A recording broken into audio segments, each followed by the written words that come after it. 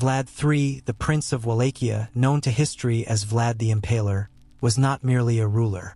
He was a man sculpted by betrayal, vengeance, and an unrelenting need to dominate fear itself.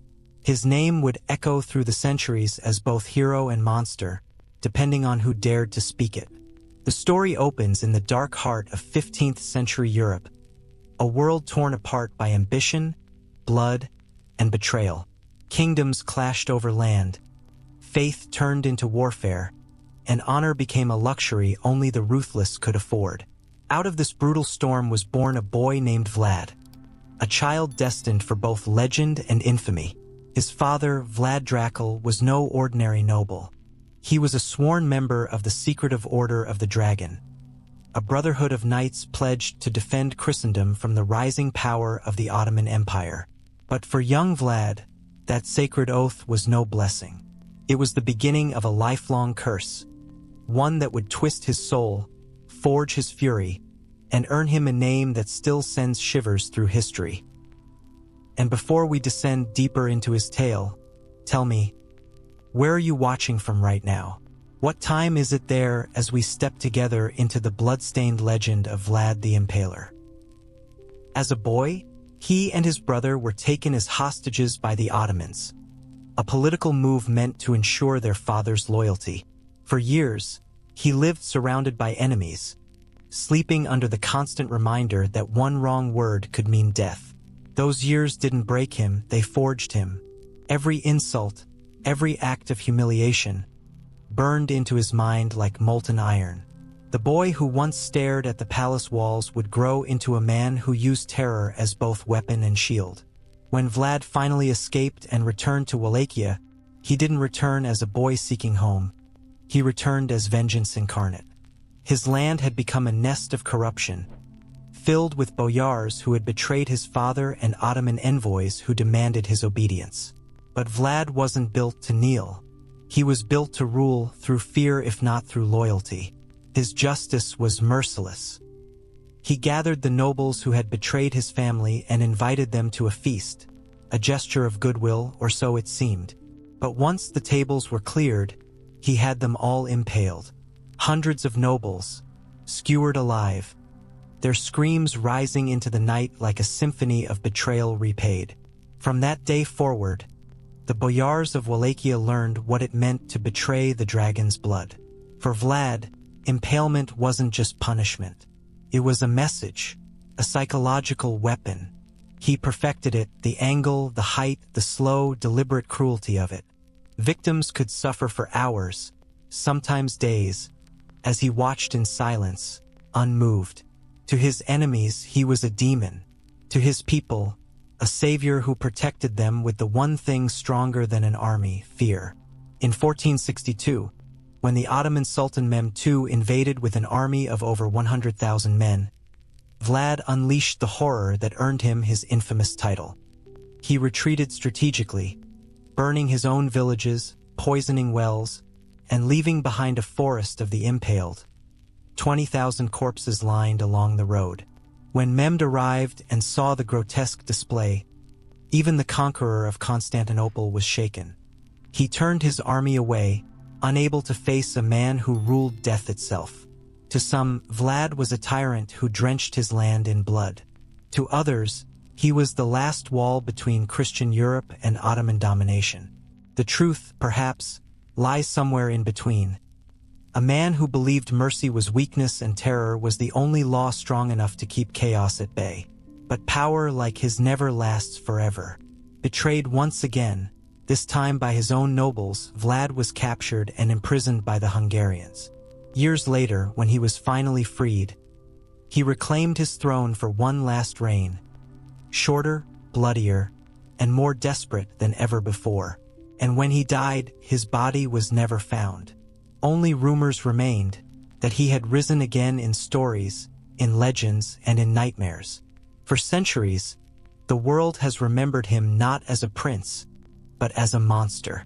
Yet beneath the myth of Dracula lies a man who lived by one unyielding truth. Fear rules longer than love ever can. Diplomatic letters from the era reveal that even the most battle-hardened rulers of medieval Europe men long familiar with cruelty and bloodshed, were left horrified by the scale and precision of Vlad's executions. Ambassadors who returned from Wallachia struggled to make their sovereigns believe what they had seen with their own eyes, because the sheer magnitude of the slaughter defied every limit of human imagination. The second act of brutality that came to define Vlad's reign was his systematic extermination of the boyar class, the noble families who for generations had controlled Wallachia's politics and wealth.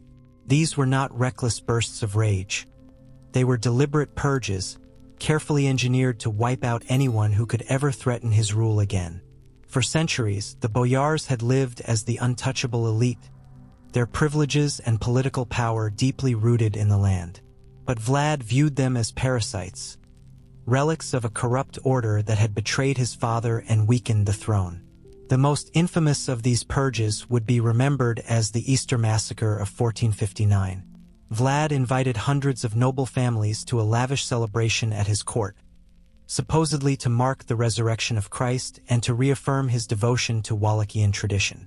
The nobles arrived dressed in their finest garments, accompanied by their wives and children, expecting a day of joy and affirmation of their prestige. The great hall shimmered with luxury. Rich tapestries covered the walls. Long tables overflowed with exotic foods and fine wines. Vlad himself played the perfect host, greeting every guest with charm and grace, speaking pleasantly of politics, trade, and the promise of stability under his reign. The mood was cheerful, relaxed, almost festive, until the tone of the evening shifted. As the last cups of wine were poured, Vlad rose to address his guests. His voice, calm at first, carried words of unity and loyalty. But soon the pleasantries turned sharp. His speech darkened. He began accusing the assembled nobles of treason, of betrayal, of conspiring with foreign powers against their own prince. One by one, he named names, recounting moments of disloyalty stretching back years. The laughter in the hall died. Eyes darted nervously. Then, the guards who had been quietly stationed at the edges of the room stepped forward, sealing every exit. The boyars realized, too late, that the feast was a trap. Panic rippled through the crowd, but there was no escape. What followed was a night soaked in blood. Vlad's soldiers stormed the hall, cutting down nobles where they sat. Some desperate men snatched at knives or goblets, trying to fight back, but they were crushed in seconds. The slaughter spared no one, not women, not children. Vlad had decreed that no bloodline would remain to seek vengeance. He stood among the chaos, ensuring personally that every name on his list was erased from existence. Those few who survived the initial massacre were dragged outside and impaled, their bodies displayed as a warning to anyone still foolish enough to defy him. By dawn, the aristocracy of Wallachia, centuries of lineage and influence, had been annihilated in one orchestrated night of terror. The aftermath was immediate and absolute. With the noble class destroyed, Vlad reshaped his kingdom from the ground up. He seized their lands, rewarding only those who proved their loyalty, and built a new system of governance dependent solely on his authority.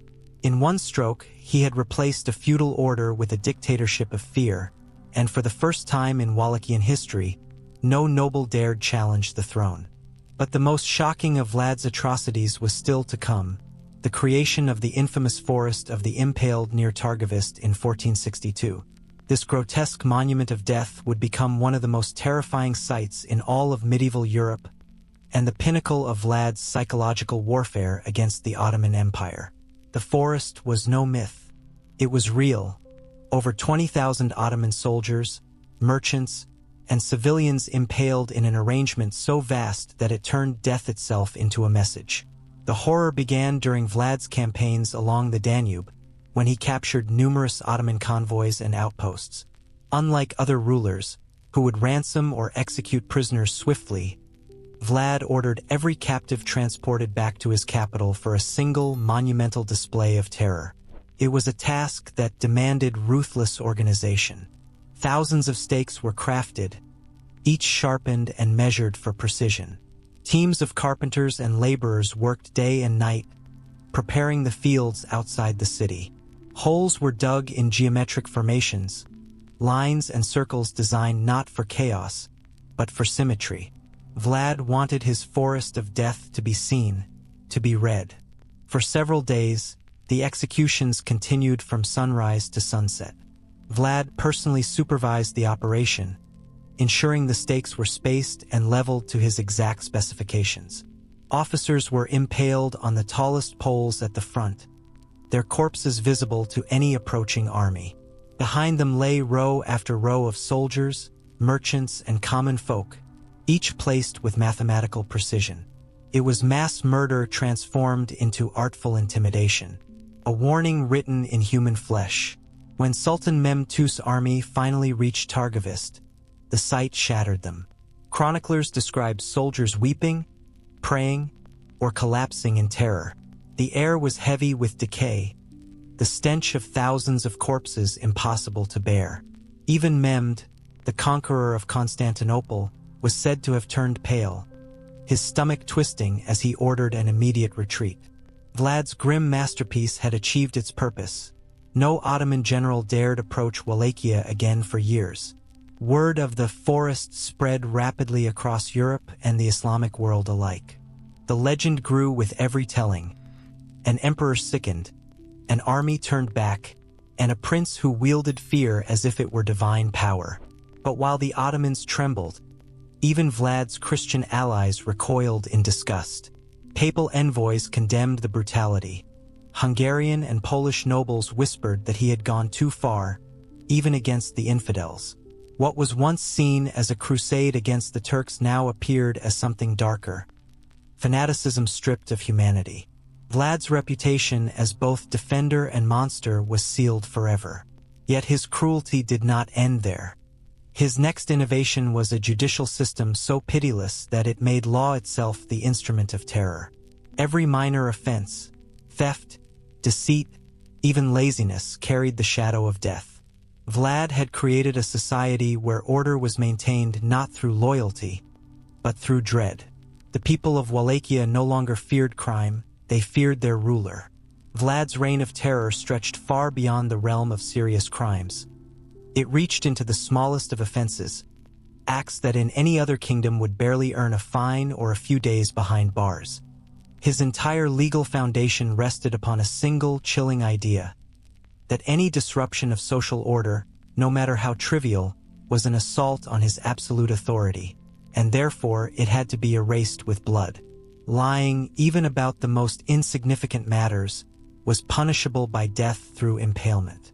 Theft, whether of a loaf of bread or a golden chalice, guaranteed execution.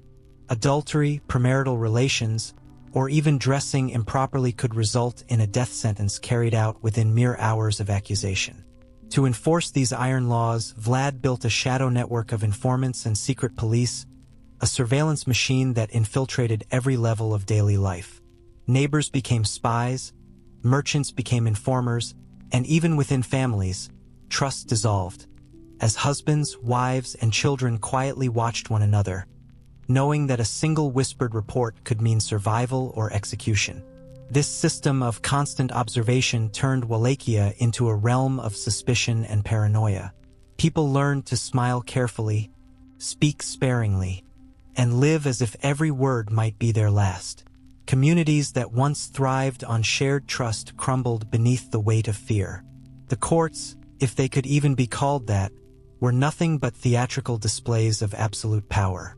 Vlad himself acted as judge, jury, and executioner. Trials lasted minutes, often without a single piece of evidence or a chance for defense. Anyone who dared to speak for the accused was swiftly condemned as an accomplice, their pleas silenced by the same blade that claimed their friend. From accusation to execution, the entire process unfolded with terrifying efficiency. Within hours, another citizen was gone, their body left to rot as a public warning. Gallows and impalement fields became permanent fixtures in every village square. Attendance at these spectacles was not optional. Every man, woman, and child was ordered to witness the price of disobedience. These executions served as both punishment and performance, a daily ritual of terror designed to remind the people that death watched them always. Economically, the consequences were devastating. Trade routes emptied as merchants avoided Wallachia, fearing they might break some obscure regulation.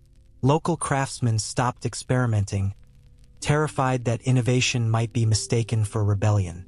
The air of constant dread suffocated creativity, draining the nation's vitality as fear replaced ambition. Women, however, bore the cruelest weight of Vlad's tyranny.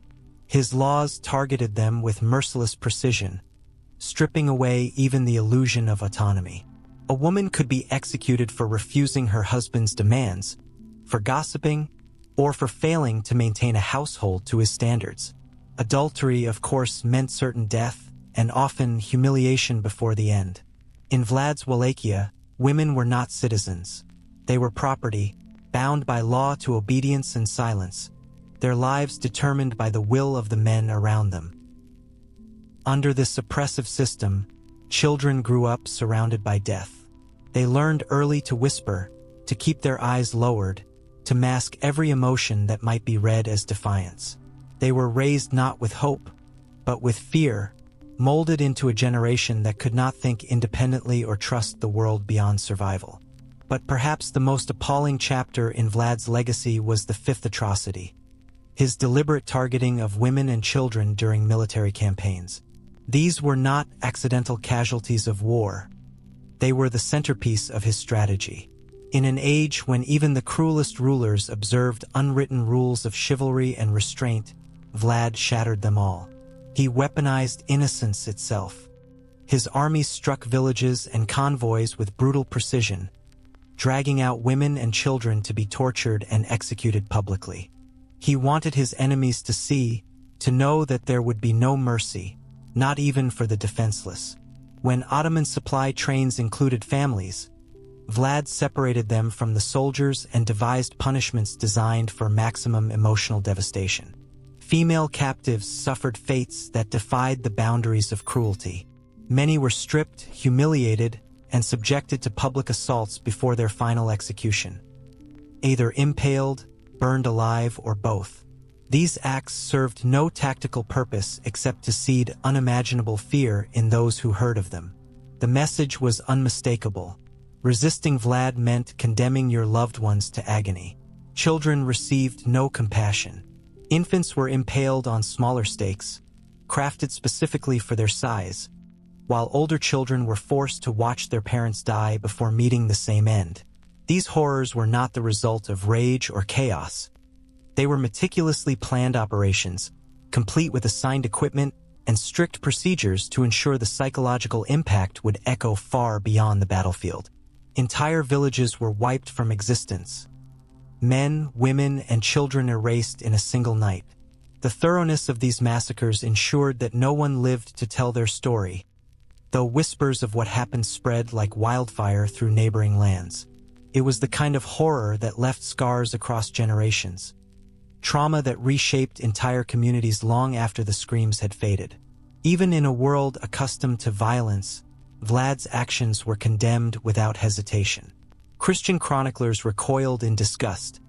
Muslim historians denounced his violations of sacred laws protecting innocents in war. Across faiths and empires, his name became synonymous with the destruction of moral boundaries. The psychological aftermath endured for decades. Survivors were left haunted, unable to rebuild, unable to trust, their grief turning into inherited fear. Tales of Vlad's cruelty became warnings whispered by candlelight, teaching children to obey authority or face damnation.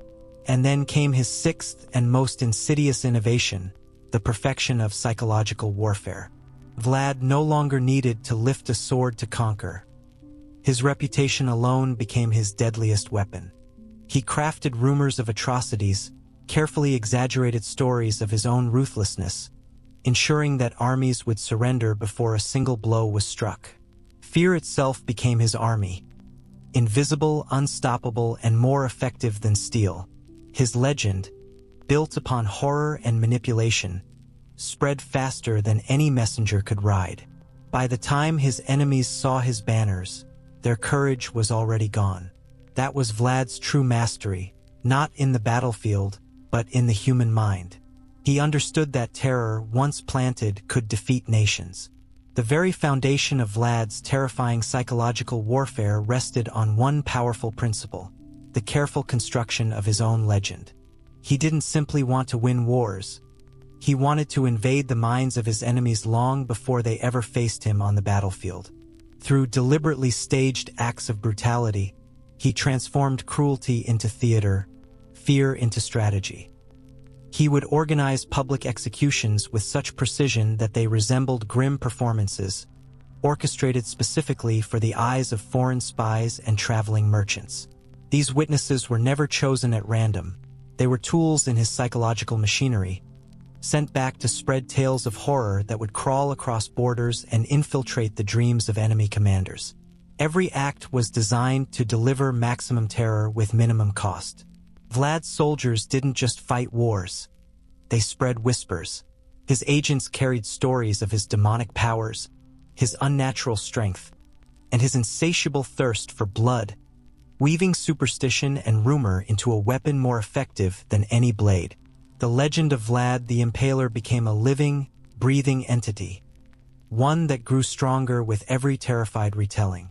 It was said he could appear anywhere at any moment, that he was protected by shadows, that no mortal could kill him, and Vlad encouraged every word of it. His timing was flawless. Mass executions revealed on the eve of battle, prisoners allowed to escape so they could recount unspeakable horrors to their comrades. Before a single arrow was fired, morale had already shattered. Soldiers would march trembling, their minds haunted by the images they'd heard described: forests of impaled bodies, blood-soaked earth, and the stench of death clinging to the wind. Vlad's use of visuals was no accident. The placement of impaled corpses along enemy supply routes and entry paths served as gruesome billboards of warning. To advance through his lands meant walking through a gallery of despair. Many armies turned back before ever seeing his forces. Those who didn't wish they had. Sometimes Vlad took the fear further. He would arrange the armor and weapons of fallen soldiers around the impalement fields, crafting the illusion that entire armies had been annihilated. The psychological blow was devastating. These grotesque displays made his power seem limitless, even when his resources were not. But his campaign of terror didn't stop with enemy soldiers. It seeped into civilian life as well. Stories of his merciless punishments against collaborators spread like wildfire through villages. Ordinary people learned that aiding his enemies meant inviting a death beyond imagining. Fear itself became his greatest fortress, isolating opposing armies from local support and cutting off their survival lifelines. Behind these horrors was not madness, but calculation. Vlad's psychological warfare demanded a sophisticated intelligence network. Spies, informants, skilled messengers, all working in tandem with military strategy. He understood something few rulers of his age ever did: that the human mind could be conquered just as effectively as land. And once conquered, it never rebelled. Yet perhaps the darkest expression of Vlad's psychological mastery came in the form of his infamous feasts among the dying. He would dine amid impaled victims, calmly, elegantly, as if seated in a royal banquet hall. Surrounded by the agonized cries of the dying, Vlad would eat his meals with the serenity of a man in perfect control. To his horrified guests, this was not merely monstrous, it was otherworldly. It shattered their understanding of what a human being could become. Fine linens, polished silver, exquisite wines. Every detail of civility was maintained, even as death unfolded only feet away.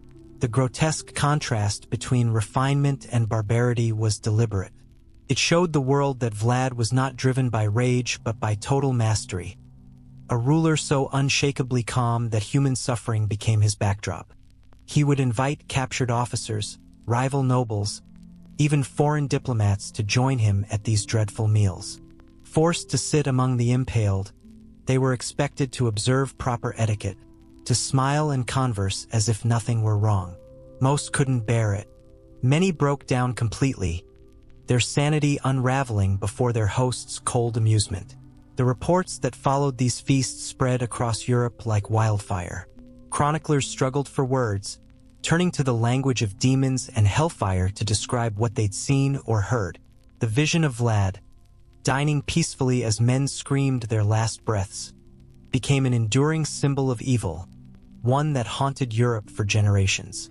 Even servants attending these banquets often collapsed into madness. They were required to serve meals, pour wine, and maintain composure as they stepped between the dead and dying. Any mistake, any sign of weakness, could earn them a place among the impaled. And yet, despite the horror, the ritual continued, a spectacle of dominance designed to sear his legend into history. To the diplomatic world of the 15th century, these events were beyond comprehension. They weren't just acts of cruelty.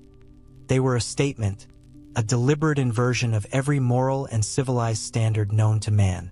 To witness Vlad at such a table was to glimpse a ruler who had transcended fear itself, who had become a living embodiment of tyranny. But to truly understand why such monstrous extremes emerged, one must see the world Vlad inhabited. 15th century Eastern Europe was a region consumed by chaos. Small principalities like Wallachia trapped between collapsing Christian empires and the unstoppable rise of the Ottoman war machine. In a world where alliances dissolved overnight and mercy was seen as weakness, survival demanded something more than courage. It demanded terror. Vlad's methods, as abhorrent as they appear to us today, were born out of desperation. The logic of a ruler whose every border was threatened, whose every ally could betray him by dawn. With no great army and no foreign aid, he turned to the only weapon that guaranteed victory: fear. When Western Christendom failed to support its Eastern defenders, when the promises of popes and emperors proved hollow, Vlad crafted his own salvation. Through cruelty, through spectacle, through legend, he carved his place in history not just as a ruler, but as an enduring symbol of psychological warfare. For in the shadow of his reign, one truth became eternal: the mind is the first battlefield, and the last. Vlad's early years as a political hostage within the Ottoman court shaped the foundations of his dark genius. During that time, he witnessed firsthand the inner workings of Turkish military strategy and psychological warfare, lessons that would later fuel his own reign of terror. From his Ottoman captors, Vlad learned a truth he would master far better than they ever could: that fear itself could be wielded as a weapon far more devastating than any sword. He didn't simply imitate what he saw, he elevated it. The brutality he absorbed in captivity became the blueprint for an even more terrifying art form. He took the Ottoman doctrine of intimidation and twisted it into something colder, more calculated, transforming cruelty into a deliberate science of control. Meanwhile, Wallachia itself was a land perpetually poisoned by betrayal. The boyar nobles, powerful families whose loyalties shifted with the wind, were forever plotting to replace their rulers or side with whichever foreign power seemed likeliest to guarantee their survival. In such a volatile environment, where every ally might become tomorrow's conspirator, Vlad realized that mercy was not a virtue, it was a liability.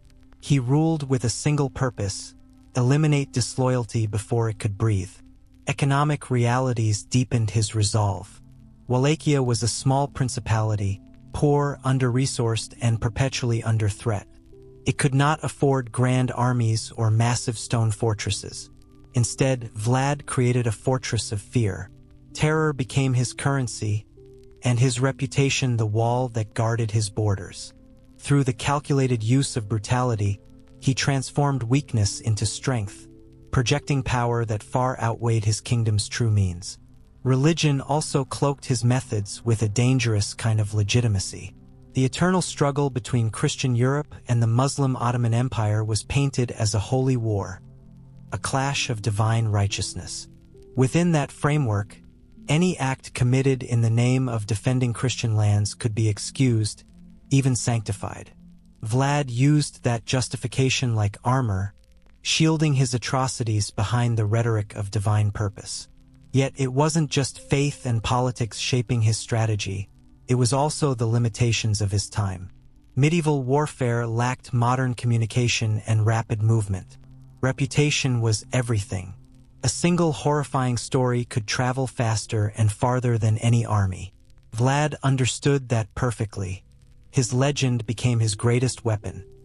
An invisible army marching ahead of him, dismantling enemy morale long before his troops arrived. The consequences of his rule were both immediate and far-reaching. Within Wallachia, his reign of terror crushed rebellion and secured unchallenged authority. The boyar class, once the backbone of Wallachian politics, was systematically destroyed. Centuries-old social structures disintegrated as fear replaced loyalty and obedience was extracted through trauma. The people became silent, broken, but utterly compliant, bound together not by faith in their ruler, but by terror of him. Economically, the results were mixed. Under Vlad's iron grip, internal conflicts dwindled, and trade routes grew safer from banditry. Yet at the same time, the oppressive atmosphere drove many merchants and artisans to flee. Commerce slowed to a crawl, foreign traders avoided Wallachian markets, and isolation deepened. The price of security was prosperity itself. On the military front, however, his psychological warfare achieved extraordinary results. Even long after his death, the Ottoman Empire hesitated to invade Wallachian lands directly. His name alone, whispered with dread, was enough to alter military plans. Generations of soldiers still flinched at the thought of the Impaler, whose ghost seemed to watch from every forest. Diplomatically, though, the cost was steep. Other Christian rulers, who might have been his natural allies against the Ottomans, recoiled from him. His methods were so gruesome that even those who shared his cause couldn't openly align with him. His isolation wasn't just political, it was moral. In trying to save his land, Vlad severed himself from the civilized world entirely. The stories of his reign rippled far beyond Wallachia's borders, shaping European perception of the East for centuries. To the Western eye, Vlad's brutality came to symbolize all of Eastern Europe, mysterious, savage, and haunted.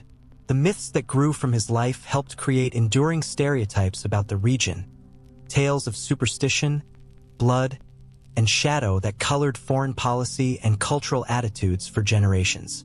Even the Church could not ignore the questions his legacy raised. Could such unrelenting cruelty ever be justified, even in the name of God? Could terror serve righteousness? The debates surrounding Vlad's actions contributed to the evolution of moral philosophy in warfare, sparking discussions that would echo in Europe's theological and ethical thought for centuries. The psychological wounds inflicted on his own people ran even deeper. Entire generations grew up in the shadow of fear, conditioned to obey but incapable of trust. With the traditional noble class erased and ancient customs destroyed, Wallachian society struggled to rebuild itself. Stability came at the cost of spirit, a kingdom unified under silence. And yet, Vlad's innovations forever altered the landscape of war. His calculated use of psychological terror became a model for asymmetric conflict, a way for smaller powers to challenge giants. He proved that terror, properly harnessed, could be stronger than armies or fortresses.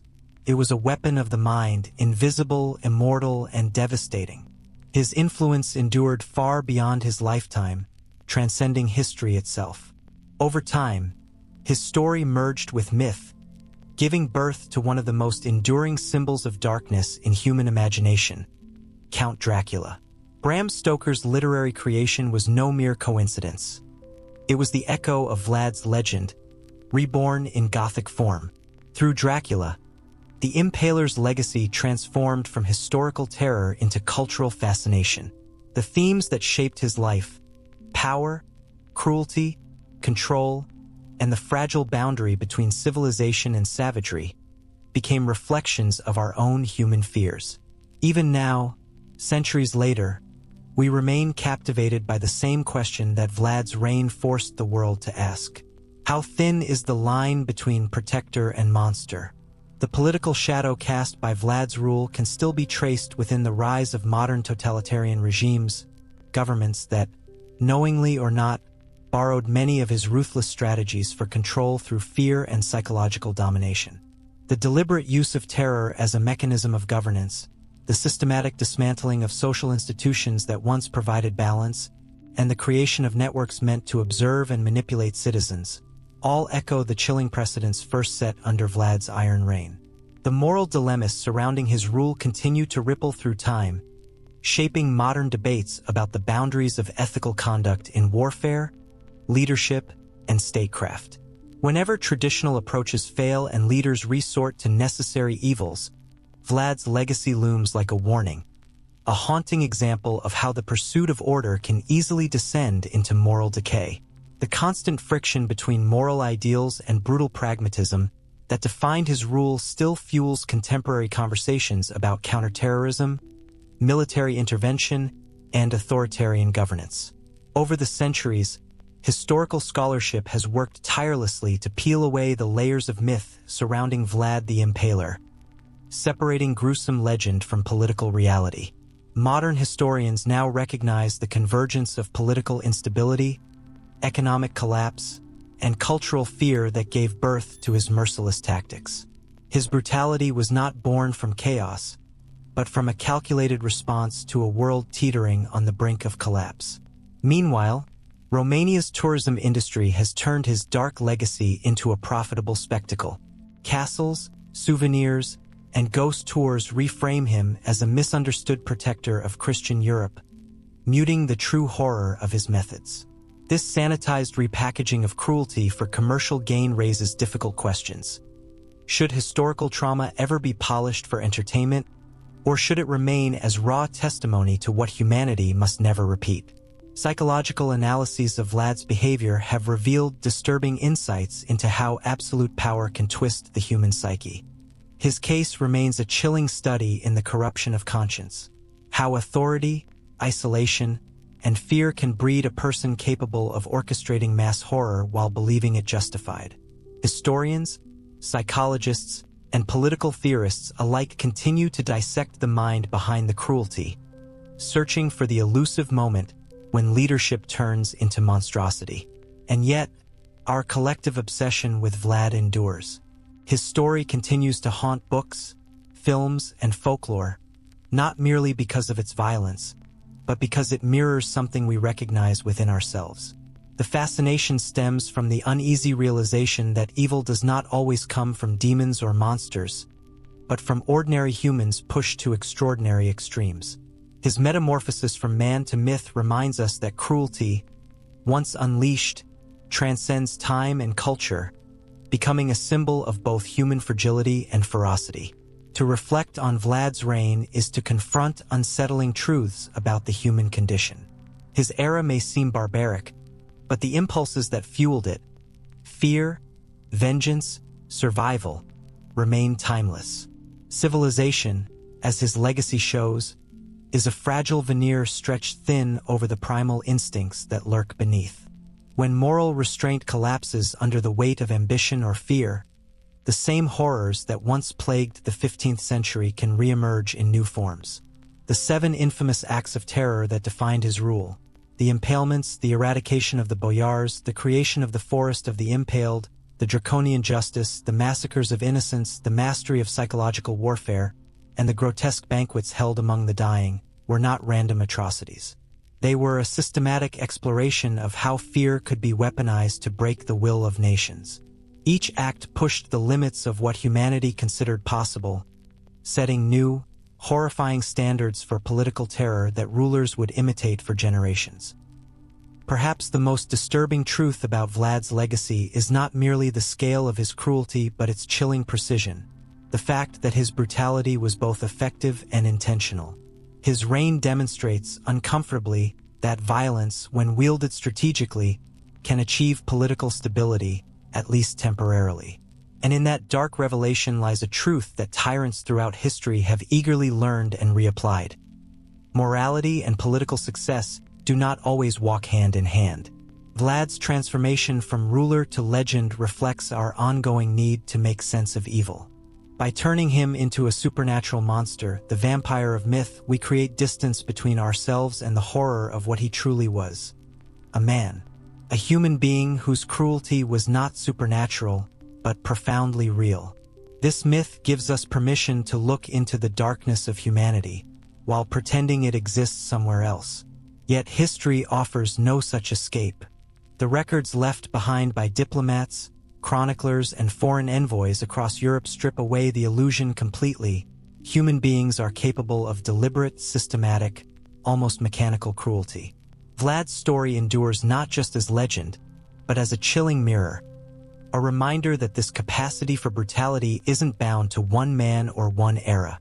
It lives in every age, in every society, and perhaps in every one of us. The final and most haunting lesson of his reign is this: the price of political survival can sometimes be the soul of a nation itself. Vlad's reign of terror may have protected Wallachia from its enemies, but it left deep scars within. His people, once fierce defenders of their homeland, became captives of fear. In his attempt to preserve his nation through violence, he stripped it of its very humanity, turning strength into paranoia, loyalty into silence, and courage into obedience. And that is the true heart of his legacy, a dark parable echoing through the centuries, whispering a truth many still refuse to face. When a society abandons morality in pursuit of power, it doesn't safeguard civilization. It dismantles it from within. So, what do you think? Was Vlad a necessary evil forged by the chaos of his time, or a warning of what happens when fear becomes a ruler's greatest weapon? Share your thoughts below. Your perspective matters. If you found this story as haunting and thought-provoking as I did, don't forget to like, share, and subscribe to Vassal Truths. Every day, we uncover the hidden, forbidden, and forgotten chapters of history. Stories that force us to confront not just the past, but the darkness that still lingers within the human soul.